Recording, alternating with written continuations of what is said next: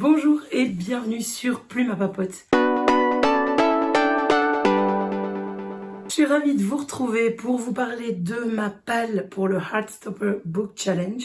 Comme vous le savez, le Heartstopper Book Challenge a déjà commencé. Moi, je n'y suis pas encore totalement dedans parce que je finis d'abord 2 livres qui ne comptent pas dans mon challenge comme je les avais commencés avant. Mais sachez qu'il y a déjà plein de participants qui ont commencé et c'est super agréable de voir l'effervescence, les échanges et les idées de lecture qui sont suscitées par rapport à ça. Je tiens d'abord à m'excuser pour 2 choses pour cette vidéo. Premièrement, ma voix, vous l'entendez. Je sors d'un gros rhume qui fait que j'ai perdu ma voix, je l'ai à peine retrouvée. Donc ça va pas être très agréable à écouter. Toutes mes excuses. Et pour que ce soit encore mieux que ça, malheureusement, je ne retrouve pas, après mes petits travaux, j'ai trop bien rangé ça, l'adaptateur pour ma carte SD, pour mon appareil photo. Je suis donc obligée de vous filmer ma vidéo avec mon téléphone, sans absolument aucun retour caméra. Je ne sais pas du tout ce que je suis en train de filmer. J'espère que ça passe. Et du coup, la qualité de la vidéo va pas être la même que d'habitude, étant donné l'âge de mon appareil, non pas de mon appareil photo, l'âge de mon téléphone. Écoutez, on va essayer que ce soit pas trop chaotique. Donc pour le Heartstopper Book Challenge, il y a 18 pins à collectionner. Et moi, je me suis constitué une palle de, un roulement de tambour, 23 livres. C'est ça. Est-ce que je vais lire ces 23 livres? Non, probablement pas. Mais je me connais, j'aime bien être dans l'humeur du moment et avoir plusieurs choix. Et donc, il me semble qu'en mettre plusieurs pour une catégorie, c'est une bonne idée. Le premier livre que j'ai choisi pour la catégorie Golden Retriever, vous savez, c'est cette catégorie avec les animaux, écologie, etc. C'est le même que pour le challenge de l'année passée, que je n'ai toujours pas lu depuis 1 an. Il s'agit donc de La Cour des Ombres, le tome 1, Le Prince de l'air et des ombres. C'est publié depuis 1 an maintenant. J'ai reçu ce titre en service presse. Je ne l'ai toujours pas lu, je ne l'ai toujours pas chroniqué. Donc je remercie la maison d'édition qui m'a quand même accordé d'autres services presse via NetGalley entre-temps. Et je me dis que voilà, je l'avais déjà mis dans le challenge l'année passée. J'étais déjà en retard pour sa lecture. Donc c'est l'occasion, la boucle sera bouclée, même si je n'ai plus aucune idée de quoi ça parle. On est plutôt, je pense, sur une fantaisie, voire peut-être même une romantaisie, puisque les genres sont sur Livre Addict, c'est fantaisie et romance. Donc, est-ce qu'il est sorti avant qu'il soit marketé en romantaisie? Je sais pas, mais j'espère qu'il va me plaire. Je dois bien l'avouer, je l'ai choisi juste parce qu'il y a le corbeau sur la page de couverture. Du coup, le lien avec Golden Retriever est quand même très ténu. Et donc, j'en ai mis un deuxième dans cette catégorie, qui est à savoir Les lapins ne mangent pas de carottes de Hugo Clément. Hugo Clément, c'est un auteur et journaliste ultra connu dans le milieu gauche écolo. C'est pas mon activiste préféré, mais une connaissance m'a fortement recommandé la lecture de ce livre. Et donc, comme ça fait longtemps que j'ai rien lu en écologie, je me dis que c'est l'occasion pour ce mois de mai ou ce mois de juin de sortir ce bouquin. Passons maintenant à la catégorie « Je suis une alliée » avec cette Queen d'Imogen. Je remets également un livre que j'avais sélectionné l'année passée pour le même challenge, pour la même catégorie, et que je n'avais pas lu, à savoir J.R.R. Tolkien, auteur du siècle, de T.A. Shippey, je sais pas comment ça se prononce. Je ne l'ai toujours pas lu, mais ça me semble une bonne idée de lire une biographie.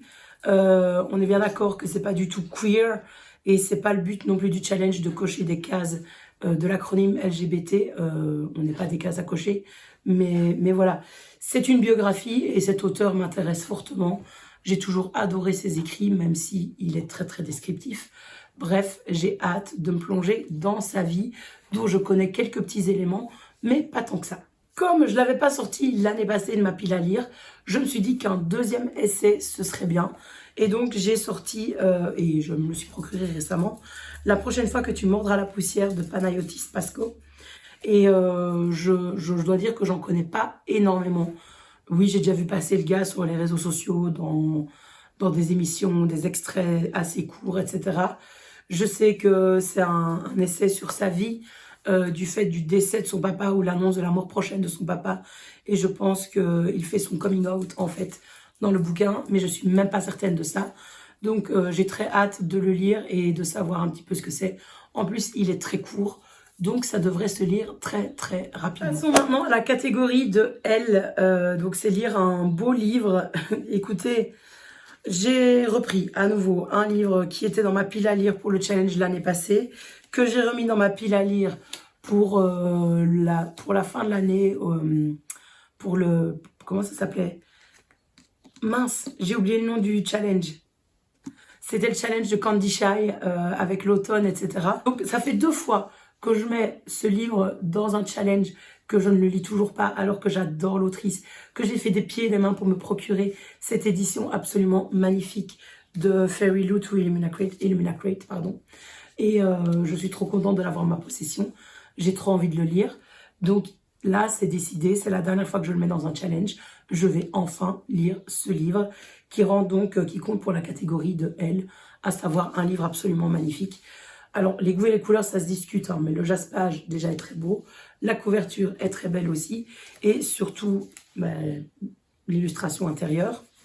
J'espère que vous avez vu quelque chose. Mais alors, ce que j'aime, c'est cette jaquette, en fait, qui est transparente et qui nous montre cette maison absolument magnifique. Dans la même catégorie, ou pour celle de Tori, j'ai choisi Chaos and Flame de Justina Ireland et Tessa Gratton qu'on m'a offert dans cette superbe édition de chez Big Bang avec un beau jaspage. J'ai failli m'en défaire parce qu'il est dans ma pile à lire depuis 2 ans.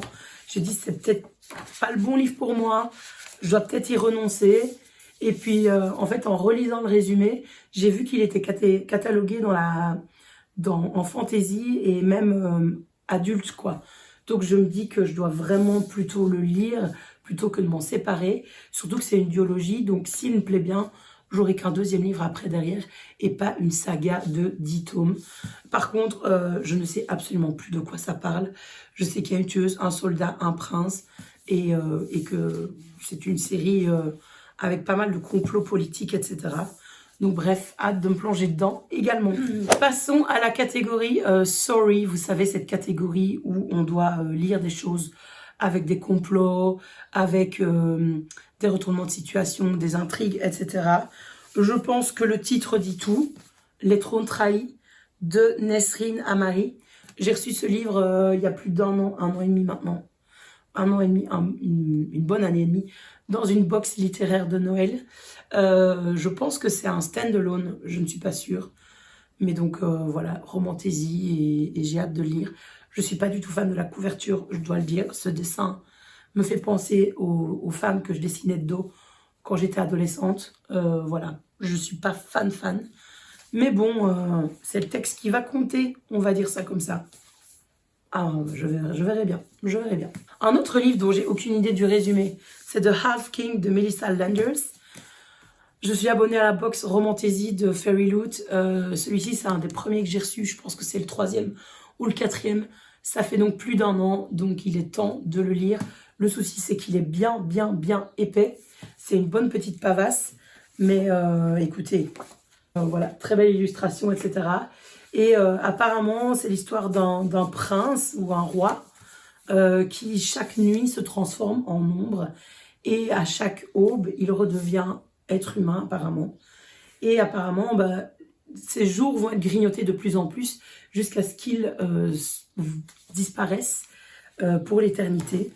Donc écoutez, on va bien voir ce qu'on va voir, quoi, mais ça m'inspire pas mal. Alors pour la catégorie Rugby King, je me devais de prendre une romance dans l'univers sportif. C'est parfait, j'ai ce qu'il faut avec Home Run de Charlie Dark.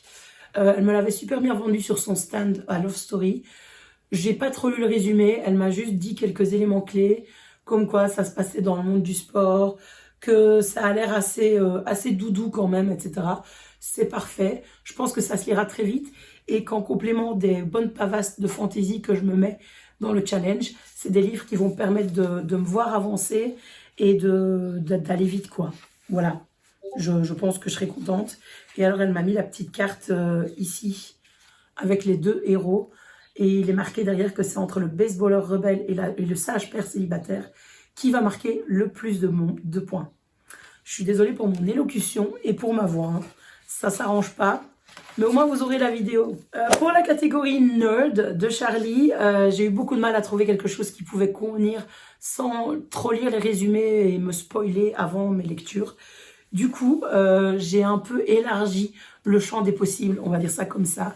J'ai considéré que le nerd ultime, c'est Sherlock Holmes, et ça tombe bien. Il me reste le tome 3 des Amants de Baker Street à lire, par Isabelle Lesteplume, et ce sont les années Sussex. J'ai adoré, ou en anglais Sussex, je ne sais plus comment ça se prononce. J'ai adoré le tome 2, j'avais adoré le tome 1, même si je l'ai lu il y a Perpète-les-Bains. Le tome 2, je l'ai lu en ce début d'année. Donc, si je le lis là, maintenant, ce tome 3, c'est bien parce que j'ai encore tous les éléments en tête de qui est qui. Vous allez me dire Watson, Sherlock, on connaît. Mais les enjeux qui sont derrière, ce qui s'est passé auparavant. Donc, voilà. C'est un qui va sortir très, très vite de ma palle pour le challenge. Je vous présente 2 livres en même temps, mais pour 2 pins différents. Parce que ce sont des suites de sagas. Enfin, c'est une saga complémentaire. Donc, pour le pins Why Are We Like This, j'ai décidé de lire une romance. Ça s'appelle Paris 1899 de Séverine Mican. Et ça se passe au moment de la grande exposition universelle. Enfin, c'est encore en chantier, etc. Et on va suivre donc nos 2 héros ici qui vont vivre une histoire d'amour. J'espère que ça se finira bien. J'adore cette saga Fragment d'éternité par Séverine Mican. En plus, je les ai fait dédicacer, j'ai pu la rencontrer. C'est à chaque fois illustré. Et illustré dans l'art qui reflète l'époque actuelle. Là, donc, 1899. J'en sais pas plus, mais je sais que je vais adorer. J'adore sa plume. Et ça paraît des livres très, très courts. Mais honnêtement, c'est écrit petit, c'est écrit dense. Donc, je vais en avoir pour quelques heures de lecture. Et j'ai aussi son dernier dans la collection, Florence 1843, qui lui, je vais le lire en fait pour la catégorie de Monsieur Ajaï. Et donc, voilà, c'est apparemment un peu plus pimenté celui-ci, c'est ce qu'elle m'a dit, que celui-là était plus sage comparé à celui-ci. Et donc, ça se passe à Florence, au théâtre, dans le monde artistique, dans le milieu artistique. Et apparemment, ça va être un artiste qui va rencontrer sa muse et le prendre comme modèle. Et c'est vrai que les illustrations sont un peu moins sages, j'ai l'impression. Et alors, c'est écrit comme une pièce de théâtre, donc avec des actes. Elle a une plume absolument géniale, cette autrice. Franchement, il faut que vous la découvriez. Quand on dit que la romance, ça sert à rien, c'est tout le temps les mêmes schémas narratifs, etc. Cette autrice, mais alors, elle t'en fait des trucs, mais c'est pépitas, quoi. Foncez, foncez. Pour la catégorie Friend to Lover, il me fallait un livre adapté en série ou en film. J'en ai plusieurs dans ma liseuse, mais c'était à nouveau des grosses pavasses, donc j'étais en mode, il me faut quand même quelque chose d'assez court. Et j'ai acheté il y a des années de ça, comment ça s'appelle le titre, Carbone modifié, qui a été adapté en série, que j'ai jamais regardé. Bon, malheureusement, c'est un tome 1, donc ça veut dire que j'entame une nouvelle saga, mais au moins ça me permettra de savoir si je la privilégie, si je veux la continuer, et si je veux me procurer la suite, ou pas du tout, si je la vire de ma liseuse en bonne et due forme, et voilà, ça s'arrête là. Mais c'est bien, ça va changer, c'est de la science-fiction, c'est plus de la fantaisie. Ça change un peu les registres, quoi. Alors, pour la catégorie d'Isaac, j'ai choisi un roman choral. Et je pense que ça va le faire. Je l'espère, en tout cas. L'idée, c'est d'avoir le point de vue de l'un et le point de vue de l'autre à chaque chapitre. Et donc, j'ai choisi ce service presse, Mon coloc et moi, et ce foutu karma de Amara Deline, que j'ai reçu il y a aussi plus d'un an. Je pense qu'il était déjà dans mon challenge Heartstopper à l'époque. Et je ne l'ai toujours pas lu. Donc, il est plus que temps. Voilà. Une grosse priorité sur ce roman.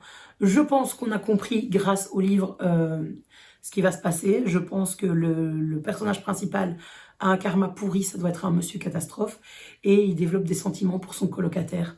Je pense que c'est ça. J'en sais même plus rien. Ça fait trop longtemps que je l'ai, j'ai oublié le résumé, je suis désolée. Alors, pour le badge Pins Radio Silence, j'ai décidé de lire un livre en audio.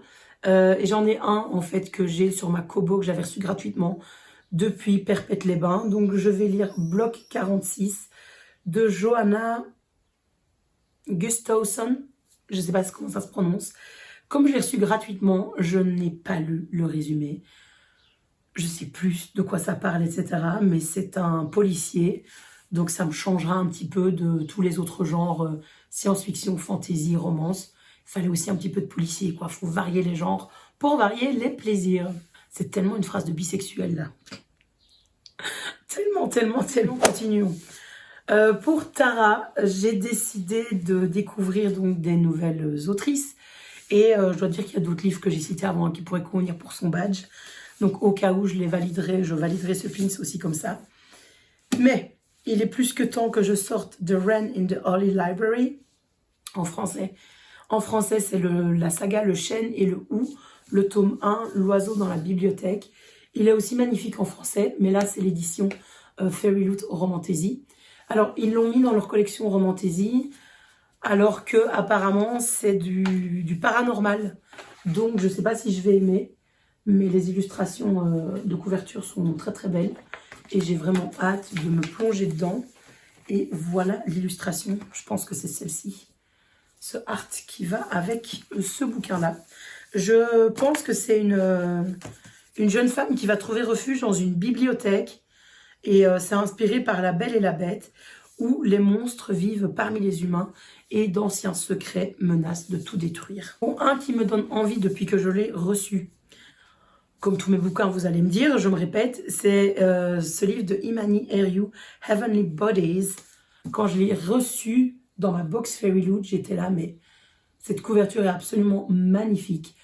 Ne me demandez pas de quoi ça parle, j'en ai aucune idée. Mais il y a cette illustration absolument fantastique de deux personnages. Oh, j'avais oublié la couverture. Attendez, il faut que je vous montre. Ça, c'est superbe. Tadam! J'espère que vous voyez quelque chose. Magnifique. De quoi ça parle? Aucune idée. Malheureusement pour moi, c'est une bonne grosse pavasse en anglais. Encore à lire pendant ces 2 mois-ci. J'arriverai pas à lire tout ce que j'ai décidé de lire, mais bon. On y croit, on y croit, on y croit. Et voilà. Voilà. On est d'accord que c'est une nouvelle autrice que je vais découvrir. Et au pire, il peut aussi aller pour elle, en fait. Tellement le livre est beau. Pour le pins de Darcy, donc, qui parle de famille et de maternité, j'ai décidé de sortir le thriller suivant, Sisters, de Michelle Adams, que j'ai aussi depuis des lustres sur ma liseuse. Je me dis qu'un thriller, c'est très page-turner, ça va se lire vite et ça va me permettre, comme je vous l'ai dit précédemment avec le policier précédent, de changer un peu de style et de me voir avancer dans mes lectures. Pour Tori, pour son pins, son badge, on parlait de féminité, de féminisme. J'ai mis vraiment l'accent là-dessus et j'ai décidé de sortir cet essai. Donc c'est le procès Mazan, une résistance à dire le viol de Mathilde Lévesque. Ça va pas être une lecture joyeuse, mais je pense que c'est une lecture absolument nécessaire. Et donc voilà, je vais lire ça. Je trouve que les éditions Payot font des très bons petits formats. J'ai lu Résister de Salomé Saké et j'espère être aussi conquise par cette petite publication chez eux. Ici, le prix, c'était 8 €. Ça les vaut, franchement. J'ai l'impression que c'est très dense. Il est plus épais que l'autre et que je vais apprendre plein de choses. On arrive vers la fin, vous en faites pas, on avance. Pour le badge, le pins de Monsieur Farouk, à savoir le petit croissant, il faut lire un livre doudou, donc quoi de mieux que de sortir Rila Marila de Lucy Maud Montgomery. C'est le dernier tome de sa saga Anne de Green Gables. Après celui-là, il n'y a plus que le livre des petites nouvelles, le recueil de nouvelles dans le même univers à lire. Donc je vais pouvoir clôturer une saga en le lisant. Et il n'y a rien de plus doudou qu'une aventure de Anne. Ici, on va retrouver sa dernière née. Et franchement, j'ai vraiment trop hâte de découvrir les aventures de cette petite fille. Je ne sais pas si elle est si petite que ça, elle est peut-être adolescente là. Ouais, c'est au moment de la Première Guerre mondiale. Donc je pense qu'il y aura quand même cette construction à l'adolescence qui va être un petit peu compliquée. Mais hâte de voir ce que Lucy Maud Montgomery nous réserve. J'ai vraiment qu'une envie, c'est retrouver sa plume, qui est poétique, qui est puissante, vraiment champêtre également par certains côtés. Il n'y a rien de mieux qu'un Lucy Maud Montgomery à lire au printemps, je trouve. Alors, un des nouveaux pins, c'est celui de Star. Il fallait bien la mettre à l'honneur. Donc, on parle de musique avec elle, puisque c'est quand même une chanteuse et musicienne. Donc, j'ai un livre qui me convient, là, parfait, qui tombe pile poil dans les cordes et qui m'a été offert par un ami, donc je le remercie, il se reconnaîtra. Mais c'est Taylor Swift by the Book, The Literature Behind the Lyrics. Donc je l'ai en format numérique, il me l'a offert en numérique, et c'est de Rachel Feder et Tiffany Tatro. Donc je pense qu'on va analyser en fait tous les textes de Taylor Swift, et qui aura une analyse de ça. Donc je vais adorer, je pense, en tant que bonne Swiftie. Au cas où, si je vois que cet essai est trop long pour moi, un peu trop obscur, j'ai décidé aussi de sortir Après la pluie de Rowan Lockhart, donc qui fait partie d'une trilogie dont j'ai déjà lu le dernier tome. Ça m'a pas posé trop de problèmes. En fait, on va suivre une bande d'amis et ils vont se mettre en couple 2 par 2, si vous voulez. Donc moi, j'ai déjà lu le dernier couple. Et là, donc, je vais voir Amé et Tora qui vont se rencontrer sur le quai d'une gare. Et il y en a un, en fait, qui est musicien, qui est batteur. Donc, ça rentre dans le thème de la musique, etc. Je pense que je vais adorer. Ici, j'ai la version illustrée collector vendue par l'auteur et non pas celle vendue sur Amazon. Donc, voilà. Je pense que je vais me régaler également parce que Rowan Lockhart, c'est vraiment un auteur qui se place de plus en plus haut dans ma bibliothèque et une de mes petites valeurs sûres en matière de romance. Et on arrive enfin au dernier livre. Alors celui-ci, je le rajoute parce que je pensais avoir le temps de le lire avant le début du challenge, que nenni, puisque j'ai même pas encore fini mes 2 derniers livres en cours. Et il faut que je le lise très très vite, donc ça va être ma première lecture du challenge pour le pins de Tara. Donc c'est Fourth Wing, le tome 1, que j'ai emprunté au Bibliobus. C'est pour ça que je dois le lire en priorité. Je l'ai déjà prolongé, donc là il est temps que je le rende. Et je dois le rendre dans 15 jours. Donc dès que j'ai fini mes 2 bouquins, ça va être ma lecture de la semaine qui vient. Et je vais vous dire ça, si j'aime bien ou pas, j'espère. Alors bien que ce soit une grosse pavasse, j'ai vu que tout le monde le dévorait, donc j'espère que ça va le faire. J'espère que je vais l'aimer autant que le BookTok, le BookTube et Bookstagram. Je vous en dirai plus très très vite. Bon, voilà, on en a fini avec ma palle. Si vous êtes resté jusqu'au bout malgré ma voix cassée, malgré des conditions de tournage bancales, je vous remercie vraiment du fond du cœur. Vous êtes des petits chats en chocolat. Je vous dis en tout cas un grand merci pour votre enthousiasme par rapport au challenge. Il n'est pas trop tard pour le rejoindre. Donc n'hésitez pas à me dire que vous participez au challenge, soit ici en commentaire, soit via Instagram en message privé, ou encore à rejoindre mon Discord dont le lien se trouve ci-dessous. Je vous fais des bisous et je vous dis à plus tard. Bye bye!